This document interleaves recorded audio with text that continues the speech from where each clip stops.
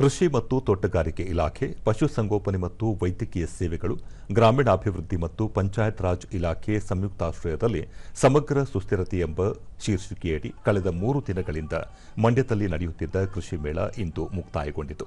ಧಾರವಾಡ ಕೃಷಿ ವಿಶ್ವವಿದ್ಯಾಲಯದ ಕುಲಪತಿ ಡಾ ಪಿಎಲ್ ಪಾಟೀಲ, ರಾಷ್ಟ್ರೀಯ ಗ್ರಾಮೀಣ ಜೀವನೋಪಾಯ ಅಭಿಯಾನದ ನಿರ್ದೇಶಕ ಆರ್ ನೇಹಲ್, ಸುತ್ತೂರು ಜಗದ್ಗುರು ಶ್ರೀ ವೀರಸಿಂಹಾಸನ ಮಹಾಸಂಸ್ಥಾನ ಮಠದ ಜಗದ್ಗುರು ಶಿವರಾತ್ರಿ ದೇಶಿಕೇಂದ್ರ ಮಹಾಸ್ವಾಮಿಗಳು, ಬೆಂಗಳೂರು ವಿಶ್ವ ಒಕ್ಕಲಿಗರ ಮಹಾಸಂಸ್ಥಾನ ಮಠದ ಪೀಠಾಧ್ಯಕ್ಷ ಡಾ ನಿಶ್ಚಲಾನಂದನಾಥ ಮಹಾಸ್ವಾಮೀಜಿ, ಮಂಡ್ಯ ಕೃಷಿ ವಿಜ್ಞಾನಿಗಳ ವಿಶ್ವವಿದ್ಯಾಲಯ ವಿಶೇಷಾಧಿಕಾರಿ ಡಾ ಕೆಎಂ ಹರಿಣಿ ಕುಮಾರ್, ಜಿಲ್ಲಾ ಪಂಚಾಯತ್ ಮುಖ್ಯ ಕಾರ್ಯನಿರ್ವಹಣಾಧಿಕಾರಿ ಕೆಆರ್ ನಂದಿನಿ ಸೇರಿದಂತೆ ಹಿರಿಯ ಅಧಿಕಾರಿಗಳು ಉಪಸ್ಥಿತರಿದ್ದರು. ಇದೇ ವೇಳೆ ಸಾಧಕ ರೈತರನ್ನು ಸನ್ಮಾನಿಸಲಾಯಿತು.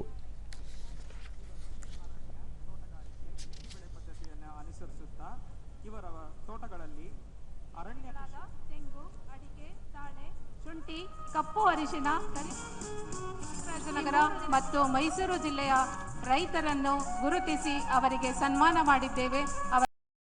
ನಾವು ಋಣಿಯಾಗಿರುತ್ತೇವೆ. ಅವರ ಸಾಧನೆ ಇತರ ರೈತ